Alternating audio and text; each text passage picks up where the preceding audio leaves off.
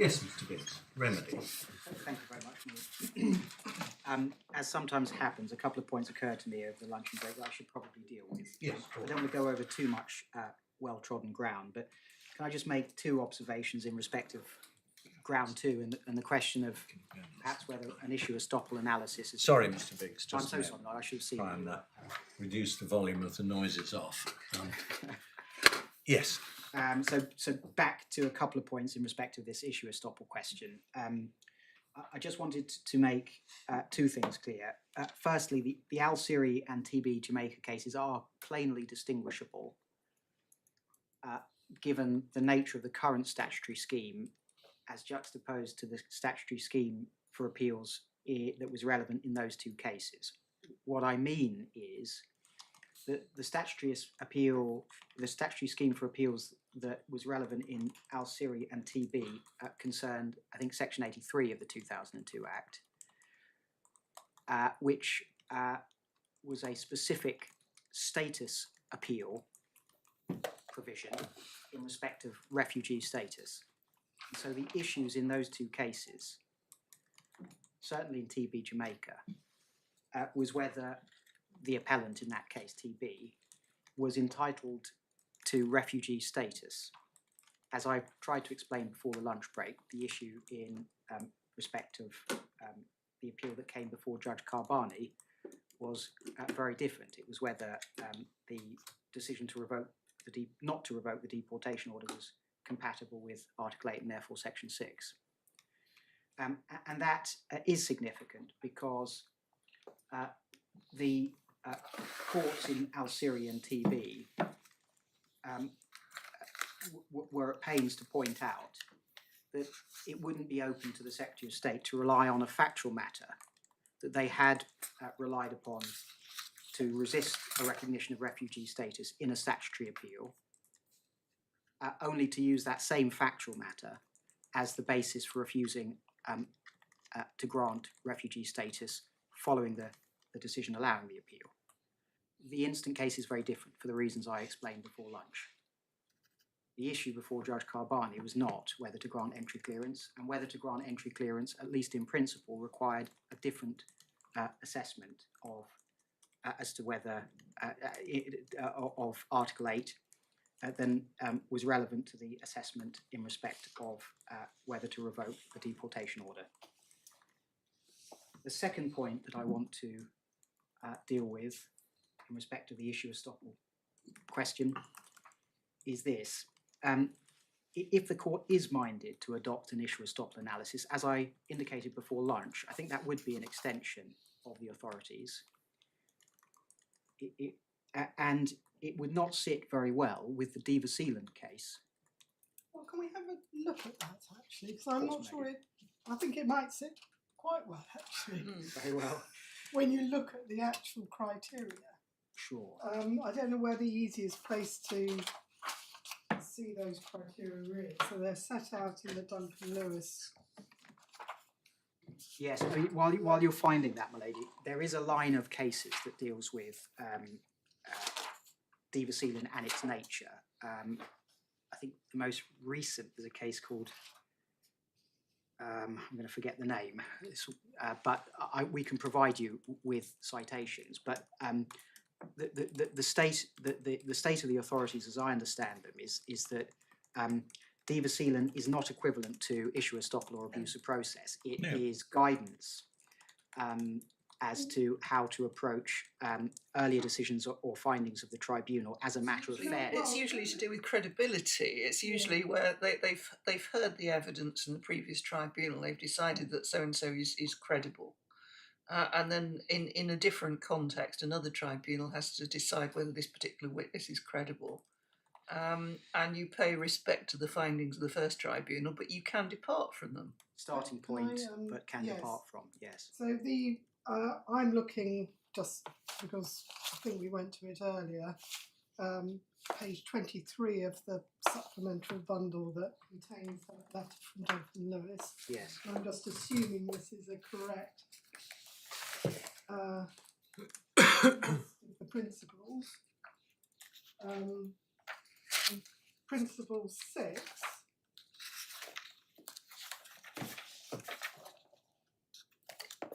the appellant relies on facts that are not materially different from those put to the first adjudicator, the second adjudicator should regard the issues as settled and make his findings in line with that determination rather than allowing the matter to be re-litigated.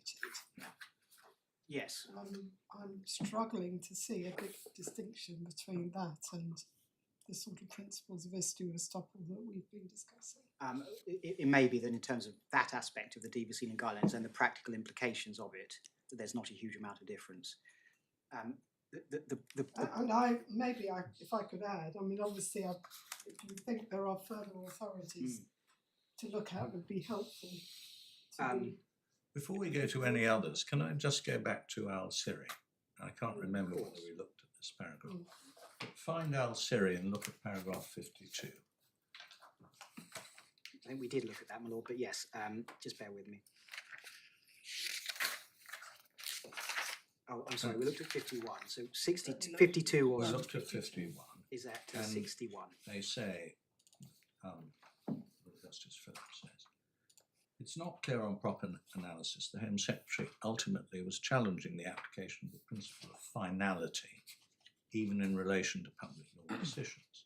Mr. Tam, who we know is a pretty regular leader for the Home Office, Mr. Tam accepted that a new objection to refugee status could not be taken on the basis of exactly the same matters as were before the tribunal on the previous hearing, such as the simple fact of a conviction, asserting only an entitlement to do so on the basis of new matters. The real dispute appeared to be as to the hurdle the Home Secretary must surmount in terms of new matters in order to justify reopening the question. So, all right, say concession even by distinguished, experienced leading counsel is not binding law, but it seems to have been taken for granted in this recent case. The principle of finality, to use a less exotic expression than issue estoppel, means you can't go back to exactly the same question. Yes, but of course that point or concession, if it was a concession, was made in the context of a status issue. Yes, no, I appreciate that the refugee, either you're a refugee or you're not, and it's a binary question. Yeah. But it's, we've been over the ground, but... I think if one looks at this from an issue estoppel point of view, as I understand it, there's sort of, and this is probably the wrong way of putting it, but I'm going to do this anyway. There's a sort of classic issue estoppel situation where there's an issue between the parties which is resolved by a decision of the court. In this case, the Judge Carbani's decision did not resolve the issue of whether refusing to grant entry clearance would be contrary to Article 8, because that was not the issue before. No, that's res judicata. That's more cause of action estoppel. Yeah, But issue estoppel is technically speaking is where it's a necessary finding en route to deciding the issue. To the ultimate issue, Yes. yes. Well, I was just going to say, and the sort of, what I had perhaps understood incorrectly was the sort of extended issue estoppel principle is where, as you say, my lady, there's a necessary chain of reasoning or findings that leads one to resolve the issue. So it may, if that's issue estoppel properly understood, then so be it. But it is right to say that the issue for the first tier tribunal in respect of Judge Carbani's decision was simply not whether entry clearance had to be granted as a matter of Article 8. And that is a substantial distinction between Al-Siri and TB Jamaica, because the issue in Al-Siri and TB Jamaica was status, and the Secretary of State was relying on a factual matter that had been relied upon in the appeals in those cases to try to effectively circumvent the decision of the tribunals in those cases in respect of status. The instant case is not the same, and I just want to be clear about that. Going back to Dever-Sealing, my lady, I think it's a decision of Lady Justice Rose, the name of which still escapes me, which is the leading case at the moment on explaining Dever-Sealing. Explains Dever-Sealing in respect of fairness and the guidance given by the upper tribunal to first-tier tribunals in the light of a concern to ensure consistency of decision-making, bearing in mind considerations of fairness. That is significantly different from the doctrine of issue estoppel, which operates, as I understand it, in a hard-edged fashion. Well, if you read the cases, strictly issue estoppel is not quite as hard-edged as Res judicata. as cause Cause of of action action estoppel. Well, hence the ability, crucially, to take account of, in particular, change of circumstances. very well. Yeah. So, I think we may be talking about not much. Indeed, I think Actually, there's not a lot of difference between them. perhaps not, but I mean, if you look at the chain of authority that ended up with Lady Justice Rose's decision, and I think I'm not going to guess the name because I'll walk out here and remember and know I've got it wrong. But the chain of authority that led up to that decision did explore whether res judicata principles, issue estoppel principles, were the basis of the Sealand guidelines, and the submission that it was made by, I think, Mr. Raza Hussain before he was in Silk in one of the cases was rejected. So the cases have established that there is a distinction between Sealand and issue estoppel, or principles of res judicata more broadly. Whether that matters in a given case is, of course, another question. My point is that the Secretary of State is concerned that the decision of this court does not result in difficulties in respect of how, say, first-tier tribunals approach early decisions of the first-tier tribunal. It's established law that the first-tier tribunal will apply the Sealand guidelines, and if there is some difference, conceptual or otherwise, between an issue estoppel analysis and a Sealand analysis, then that would, if the court is minded to conclude that something like issue estoppel applies here, that would potentially result in difficulties, because there would then be a tension in a first-tier tribunal appeal, for example, between the Sealand line of cases and perhaps your decision, my lords, my ladies, in respect of issue estoppel, where the Secretary of State is held to one standard, but the first-tier tribunal is held to a potentially different, potentially more flexible, or in some other way different standard. And so with that in mind, to ensure consistency, and bearing in mind that the authorities do not simply apply an issue estoppel analysis, they look at whether, under the statutory scheme, properly understood, a decision is binding, a first-tier tribunal decision is binding. The preferable analysis I would respectfully submit is to use the well-established criteria in Sealand to inform the content of the TB Jamaica duty, if I can put it like that, rather than to use the civil law principles in respect of issue estoppel. But ultimately, it may make not a huge amount of difference, and I confess I hadn't fully appreciated the importance of issue estoppel, and so there's only so much that I can do to assist the court in terms of the potential differences between an issue estoppel analysis and a Sealand analysis, except to say, as I have, that the line of cases that has looked at the nature of Sealand has been very clear that Sealand is not based on issue estoppel principles. Unless there are any questions, my lord, my ladies, can I turn to the question of relief?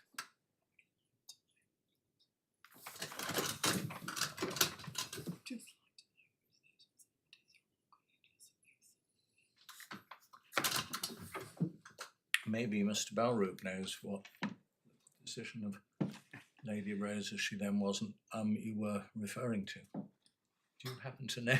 Sorry, could you repeat that? I didn't. Do you happen to know the decision of this court given by Lady Justice Rose, to which Mr. Biggs was referring, but he can't remember its name? The only two cases for Divas in the most is a BK Afghanistan. I'm not sure if that's with Lady Justice Rose, that deals with first-tier tribunals and their determinations. Bear with me. Trying to get this up for you. Yeah, that's it. Thanks, Dal. BK Afghanistan. Yeah, BK Afghanistan is the decision. BK Afghanistan is the decision. I'll give you the citations, my ladies and lords. The neutral is 2019 EWCA Civ 1358. The weeklies 2019 4 Weekly Law Reports 111. 2019 4 WLR 111. Thank you. Paragraph 32 onwards. Yeah, I'm very grateful. If you found the relevant paragraph, would you like to read it out? Yes, as my learned friend says, it's from paragraph 32 and following where diversity is considered.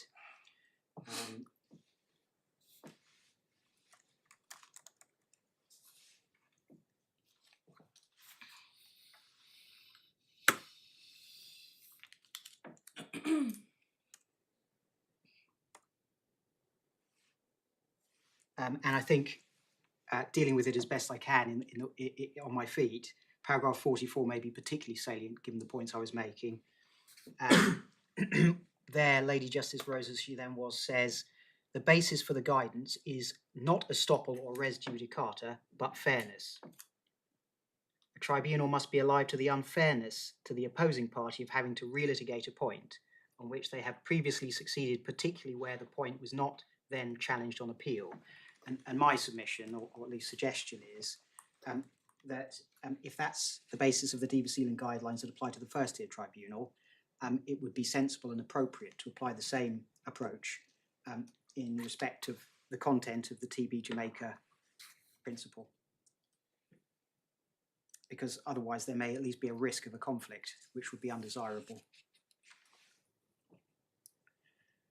So I'm grateful, my lady.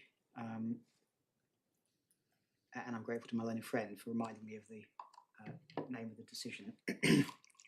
Turning then to relief. Yes. In the sad circumstances that have arisen following the upper tribunal's decision in this case, in my submission, there is no public law relief that could have a practical benefit for this appellant. He ultimately wants to come to the UK. He wants a grant of entry clearance. But the basis of his case for a grant of entry clearance has now, in very sad circumstances, fallen away. He does not appear to even have family life in the United Kingdom because his young child is not in the United Kingdom. My learned friend clarified that earlier, and his partner has passed away.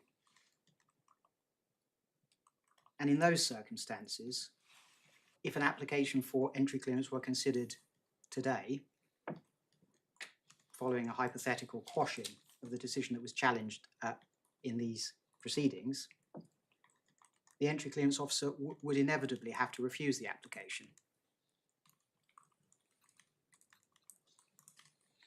My learned friend suggests, I think, that it would be appropriate for this court to make some form of declaration. But in my submission, the declaration he asks for is effectively equivalent to a mandatory order, because I think he suggests that the court should declare that the appellant should be granted entry clearance. The furthest we could go on your analysis would be to declare that the decision was unlawful and he should have been granted entry clearance at that time. That's the absolute furthest you should go, my lady, and whether you're prepared to go even that far will depend on your precise analysis of ground 2. If you're with me in respect of the correct analysis on ground 2 and you're against me in our response to ground 4, you might conclude that it's possible that an entry clearance officer, having proper regard to the first tier tribunal's decision, might have reached a different conclusion. That will ultimately depend on your precise analysis of the legal effect of Judge Carbani's findings and reasoning. It's incredibly difficult to come to that conclusion on the facts that we know. Well, I'm not making any concessions, but I acknowledge that. But I think in principle it would depend on your precise analysis. What is more to the point is that we can't look into a crystal ball and determine for how long such entry clearance would have been granted, because that discretion was never exercised. Indeed, and that is a point I want to make. Even if you're of the view that because there was no salient change of circumstances, the assessment of unduly harsh or unjustifiably harsh consequences that Judge Carbani undertook should effectively have been followed by the entry clearance officer, that does not mean that the appellant should have been granted leave to entry clearance, under Appendix FM, or certainly it doesn't mean that he should be granted leave to enter under Appendix FM subject to particular conditions. That would still be a matter for the entry clearance officer. And so the most this court could do is to say essentially that the entry clearance officer should have followed Judge Carbani's reasoning and finding in respect of the Gen 3.2 assessment. But that does not translate into a declaration that the appellant should be granted entry clearance on a particular basis. Certainly not on subject to particular conditions, including in respect of duration. Well, it doesn't, certainly doesn't translate into a declaration that he should now be granted entry clearance. I'm dealing with the But- hypothesis of a retrospective declaration, if you like. That the only, I think what Mr. Balroot is principally arguing is that the only lawful decision then, in 2023, would have been to grant entry clearance, though for what period and subject to what conditions would have been a matter for discretion. I think that, yes, I think that's as far as he could go, and whether the court's prepared to go that far will depend on its precise conclusion in respect of ground 2. The problem with that is that you then get into the choppy waters of historic injustice territory, don't you? Because we've seen it time and again with this court has said, for whatever reason, the Secretary of State should have done X, but in fact did Y, or did nothing at all. And therefore, this particular person is at the receiving end of an unfair decision. But I think that classically, that the court can't remediate that. The only person who can remediate that is the Secretary of State. Yes, I think it's an accurate way to put that issue as follows: that the Secretary of State, in the event of an historical injustice, is required to have proper regard to the historical injustice when exercising discretion and when considering the requirements of Article 8. But we're not at that stage. But in my submission, and I say this with the greatest of respect, I would urge the court to be cautious before deciding that there could only have been one conclusion in respect of Article 8, in respect of the application for entry clearance, given all the points I've made about the distinction between the assessment of the question of whether to maintain the deportation order and whether to grant the appellant entry clearance. Those were separate issues. And as I point out in the written argument, we have the Chiario case in the authorities to support this. Different decision makers can come to different views. Of course, ground 2 makes the point that the Secretary of State was to some degree obliged to follow the view of Judge Carbani. But I do urge that caution with great respect. But insofar as my learned friend suggests that there should be a declaration that the appellant is now entitled to a grant of entry clearance or anything along those lines, that would in my submission, quite fairly clearly be an inappropriate form of relief for this court to make or to order. If you need to look at it, I've included in the respondent supplementary authorities a case called Owen, Hammersmith and Fulham London Borough Council on the circumstances in which it's appropriate to make a mandatory order. I don't think my learned friend's asking for a mandatory order, but as I read his latest supplementary skeleton argument, the declaration he wants is effectively equivalent to a mandatory order. The test is set out at paragraph 44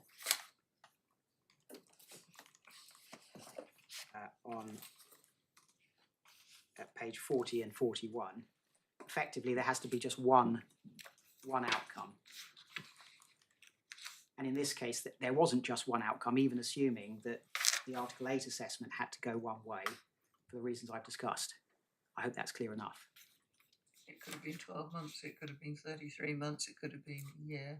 It could have been subject to the route to settlement under Appendix FM, which is arguably more favourable than under the general scheme of the immigration rules, where you'd have to meet specific requirements in terms of 10 years long residence, etc. This is why Upper Tribunal Judge Leslie Smith, on a couple of occasions in her decision, referred to the appellant seeking leave to enter on a route to settlement. My lady, my lord, unless there are any questions, those are my submissions. Thank you very much, Mr. Green. Mr. Balroot. My lord, my ladies, I'm not going to be very long. I think just in regards to ground 2, it's always been the appellant's case that because there were no change in circumstances, the Secretary of State was obliged. I think the point being made now is, well, they should have respect to or focus on if there's no change in circumstances, no change in law, it should be implemented. That's never been any other submission. It's never been higher than that. It's always been that's the case. It is with great surprise that today the Secretary of State is accepting, well, there's Wednesbury unreasonableness. We should have considered upper tribunal, first tier tribunal Judge Kabani's decision. I mean, this said earlier is a whole change in sequence and circumstances. The reason we're here today is because of their stance. So this is why when I turn to relief, and I take the point from Lady Andrews, we are frequently here because the Secretary of State fails to do something, or they don't do something. The purpose of JR is to supervise government officials. The reason I've asked for that review and that particular relief is that I did refer to the case of Ufoot as a case I was involved in. Similar circumstances. And if you look at, this is in the supplementary authorities.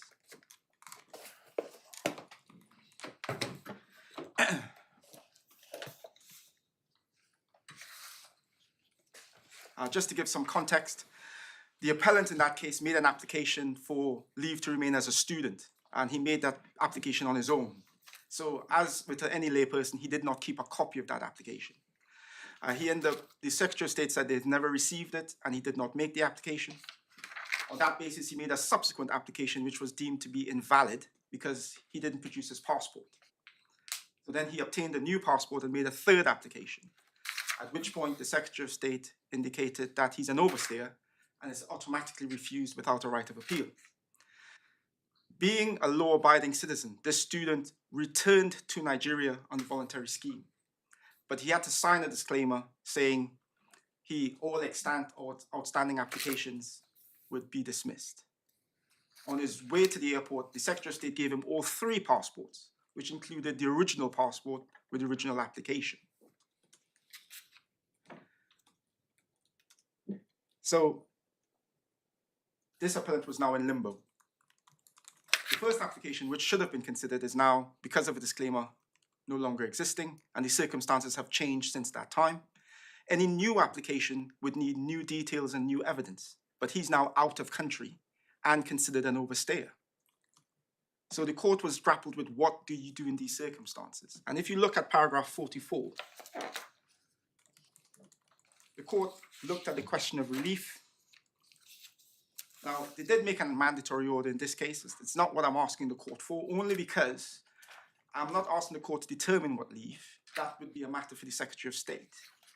I'm asking the court to say he's entitled because of the circumstance, and more so because of the admission today, which is completely surprising.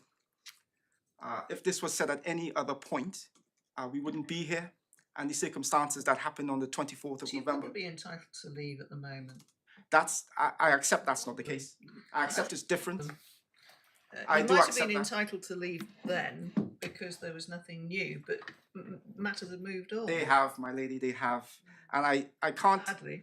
I can't exactly, sadly, but also I would say as a result of I wouldn't say that. I would just say circumstances have reached that stage. If the admissions made today were made earlier, we may not be here. But I can say, looking at other applications available to the appellant, they are possible applications in country. But for the Secretary of State to take the position that they have all through proceedings, and then come with the result and say, well, actually now it's academic because of her circumstances. Even a result of the response to the pre-action protocol, well, you have a right of appeal. The response in the substantive JR, we do not need to consider first-tier tribunal Judge Kabani's decision. And now today, well, we should consider it. It's only Wednesbury unreasonable. These actions, step by step, is preventing entry clearance. But at the same time, this is why we say the court has to at least draw a line somewhere with the Secretary of State for them to do things properly. I can't take it any further. I do understand there are some limits, but I say the court has the discretion, if possible, to do so. You rely on UFOT. UFOT, yes. One other thing I would really ask the court to note, the Secretary of State also accepts if an application was made, I think Lady Andrews asked, if the tribunal does determine the deportation matter, why doesn't the decision maker just continue with the application rather than ask for a fresh application? I would say that applies whether you make an articulate claim outside the rules, which is what this appellant did, or you make a paid application. Well, the problem was that wasn't the route that you chose to go down. No, you I decided to do. make a fresh application because that's what the Secretary of State told you to do. Yes, yes. I think it's accepted that there might have been grounds for going back and saying, well, we made the application, it may have been informally, but it's already before you already seized it. You just parked it because you decided the other application. There is the strict ruling of it, but in reality, the Secretary of State is going to say, right, okay, we'll do this now and not force you to make another application, or bearing in mind the circumstance, because these are not, I know there are many varying factors, but I'm doing it on a subjective basis. The issue is her receiving treatment for him being here. Any delay was going to be dire in the circumstances. So I can't add more to that in that context. Unless I could add anything further or assist in any other matter. Well, can you just, for my benefit, please, tell us what, in the light of developments in the Secretary of State's position in the course of argument, what exactly you would ask this court to direct, or what sort of declaration you're looking for? The declaration I'm asking for is there should be some justice for this appellant. If you look at the circumstances, they are quite unique in terms of how the application was made, how it was determined, the position taken by the Secretary of State, the concession made today. It's as if your inappropriate or unreasonable actions is being rewarded by continuing with denying entry clearance. And I think you see this time and time again if you practice in this jurisdiction. And it doesn't change. And the reason it doesn't change is because they come admittedly and say, well, strictly speaking, it's now academic. What do you want us to do? He's actually said in submissions, if he makes an application, it's doomed to fail and it will be refused. And I think at some point you have to look at retrospectively the historic injustice I think the court can consider for relief, and the court consider all circumstances. In this case, if a concession was made earlier, that it was unreasonable, and that they should have looked at Judge Kobani's decision, and there was no change in circumstances, I would be surprised that entry clearance would not be granted for whatever time period, whether that be 3 months, 6 months, a year. To now not have that effect, I think, is where the real injustice is. But I can't refer you other than to urge the court to look at it in that context. The same way my friend, learned friend, is urging you to look at it as in a strictly legal sense. The court has a discretion for remedy and relief, and I think they should look at what is a just outcome, rather than just an outcome. What is just in all of the circumstances, which is why in my skeleton argument I said all factors should be considered.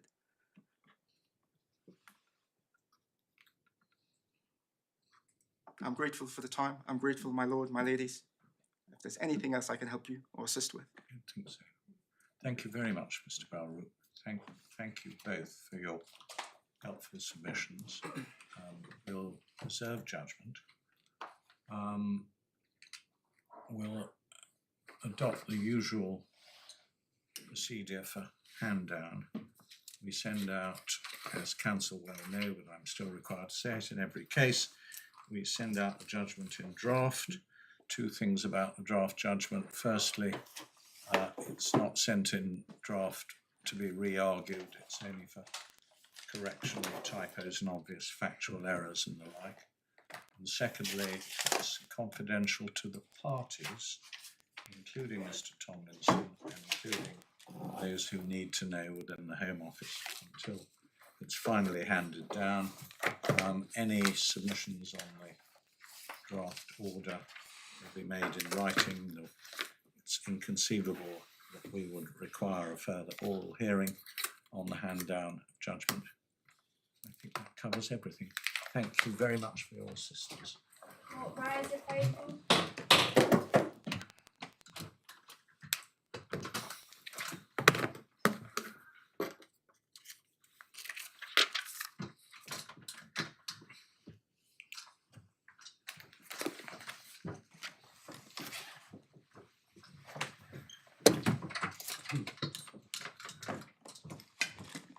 Well done, Pete.